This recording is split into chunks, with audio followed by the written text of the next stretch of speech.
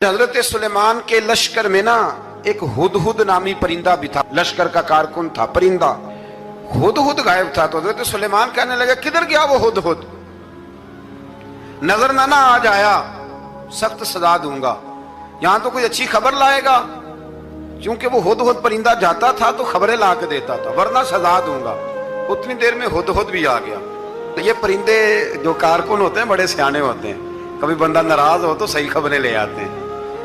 तो सही खबर लेके आ गया, आते ही आके बैठा तो उसने हजरत सुलेमान अलैहिस्सलाम ने कहा कहाँ थे? अर्ज करने लगा हुजूर मैं मुल्क सबा गया था, वहां एक औरत हुक्मरानी करती है, उसका नाम बिल्कीस है, बहुत बड़े तख्त पे बैठती है, 80 गज उसका तख्त लंबा है, 40 गज चौड़ा है और शायद 80 मान के 80 टन उसका वजन है। तो हुजूर वो सूरज को पूछते हैं। हजरत सुलेमान ने फौरन खत लिखा, फरमाया जाकर उसे मेरा खत दे दो कि यहाँ तो कलमा पढ़ के हमारी फरमा बरदार बन जाए, वरना तैयार हो जाए। जो अल्लाह के गैर को पूछते हैं हम उनके खिलाफ जंग करेंगे। वो जब लेके गए ना खत, ये हुदूद गया तो वो मीटिंग कर रही थी, उसके वजीर मशीर सारे बैठे थे। इसने जाके खत फेंक दिया मलका बिल्कीस की झोली में। उसने खत पढ़ा तो डर गई, वजीरों को बुलाया। हजरत सुलेमान, कुरान कहता है हजरत सुलेमान ने कहा था खत फेंक के ना तो साइड पे होके सुनना वो क्या कहता है। बंदों के लिए मना है, परिंदों के लिए जायज है। बंदों के लिए मना है साइड पे होके सुनना। हाँ, जिसकी जासूसी की ड्यूटी हो, कुफर की जासूसी, उस बंदे के लिए भी जायज है। तो यहाँ एक तो वो परिंदे थे, दूसरा कुफर की जासूसी कर रहे थे। साइड पे होके सुनने लगे तो मलका बिल्कीस कहने लगी अब क्या करना है, ये खत आया है। तो वो कहने लगे हम तैयार हैं, आप हुक्म करें, हम लड़ने को तैयार हैं, लड़ेंगे। वो कहने लगी नहीं, तेजी ना दिखाओ। कुरान मजीद कहता है कि वो कहने लगी जब लड़ाइयां होती हैं तो शहर तबाह होते हैं, मुल्क खंडर बन जाते हैं, लड़ाई मसले का हल नहीं है। उन्होंने कहा कि मैं नबी हूं, तो एक दफा आजमा लेते हैं कि नबी हैं कि नहीं। माज़अल्लाह आजमा लेते हैं। कहा कैसे? कहने लगी तोहफे तो आए भेजते हैं, अगर माल पर दिल ललचा गया तो फिर नबी नहीं बादशाह है, और अगर माल पर दिल ललचाया ना तो फिर अल्लाह के कामिल बंदे। ये फर्क उसने उस वक्त बयान किया। उसने 500 कनीजें, 500 गुलाम, बड़े शानदार लिबास पहना के, 500 घोड़ा बड़ा तगड़ा, उसके ऊपर माल व असबाब रख के तैयारी करा के हजरत सुलेमान की तरफ भेजा। हुदहुद पहले से खबर लेके आ गया, हुजूर उसने ये प्रोग्राम बनाया है। वो जब आया सारा कुछ तो हजरत सुलेमान देख के जलाल में आ गए, फरमाने लगे उसे जाके कह दो तू मुझे क्या तोहफे भेजेगी, मेरे रब ने मुझे माला माल फरमाया हुआ है, ने माला माल किया मेरे मालिक ने। जा उसे जाके कह तू क्या तोहफे देगी। जब रब देता है तो फिर कोई कमी ना ना वो नहीं छोड़ता। बंदे क्या दे सकते हैं, बंदे तो बेचारे 10 दे के तो 10 दिन उनकी आंखें नहीं खुलती। फरमाया मुझे अल्लाह ने जो दिया है क्या बात है उसके देने की। तो फरमाया उसे कहो या फरमाबरदार होके आ जाए या जंग के लिए तैयार हो जाए, हम उसे उसके शहर से जलील करके निकाल देंगे।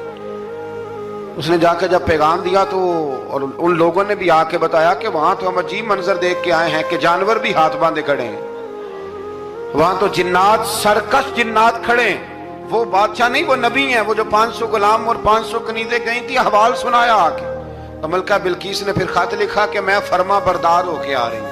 माना क्या है, मैं कलमा पढ़ने के लिए आ रही हूँ। तो हजरत सुलेमान ने कहा भाई अब इस तरह करो, जरा फर्श बिछाओ। उन्होंने फर्श बिछाया, इस तरह का के ऊपर फर्श था, नीचे मछलियां तैर रही थी, लग रहा था दरिया है। ड्यूटी लगा दी, जिन्नात ने बिछा दिया। उधर हजरत सैयदना सुलेमान फरमाने लगे अब चूंकि मान के आ रही है तो उसे अपनी नबुव्वत की अलामतें भी दिखानी है।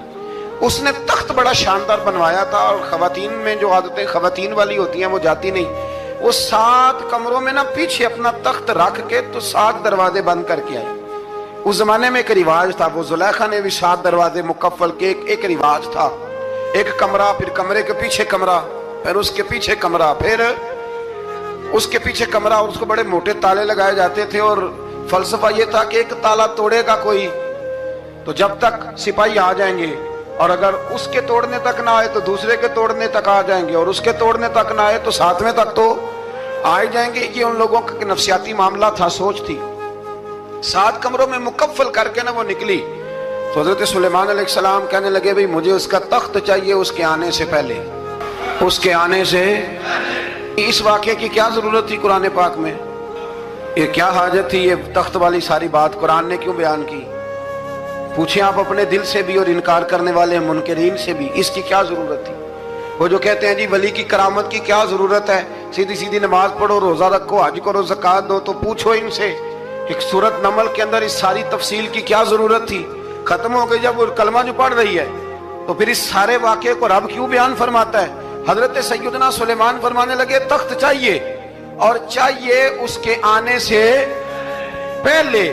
قال عفریت من الجن، جنوں میں سے ایک بہت بڑا جن بولا، کہنے لگا حضور آپ کا یہ تخت برخاست ہونے سے پہلے لے آؤں گا۔ یہ جو آپ میٹنگ کر رہے ہیں نا، یا آپ فیصلے ختم، کچھ نے لکھا صبح سے شام تک میٹنگ ہوتی ہے اور اس کو آنے میں پتہ نہیں کتنے دن لگیں گے، تو میں یہ برخاست ہونے سے پہلے، اور کچھ نے کہا جی آپ شرط کیوں لگاتے ہیں کہ صبح سے شام تک ہوتی ہے؟ اس جن نے کہا جی آپ 10 منٹ میں فارغ ہو جائیں، آپ فارغ ہوں گے تو تخت آ جائے گا۔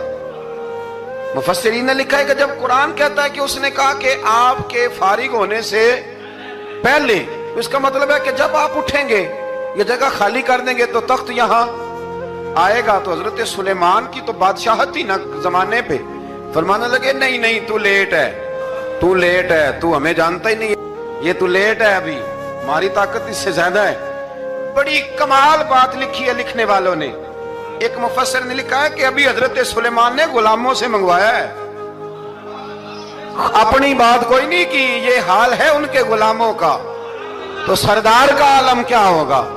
حضرت سلیمان کہنے لگے بھی جلدی جائیے۔ قال الذی عنده علم من الکتاب انا آتیک بہ قبل ان یرتد الیک طرفک، تو اٹھا ان میں سے وہ جس کے پاس کتاب میں سے علم تھا،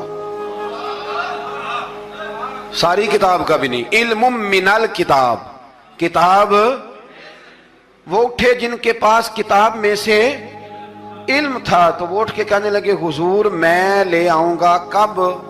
آپ کے آنکھ جھپکنے سے، میں آنکھ جھپکنے سے پہلے لے آؤں گا۔ تو حضرت سلیمان کہنے لگے تو ٹھیک ہے چل لا، پھر آنکھ جھپکنے سے پھر وہ تخت آ گیا۔ حضرت سلیمان سے پوچھا یہ کیا ہے؟ قال ھذا من فضل ربی، فرمانے لگے کچھ بھی نہیں۔ حضرت سلیمان کہنے لگے یہ میرے رب کا فضل ہے۔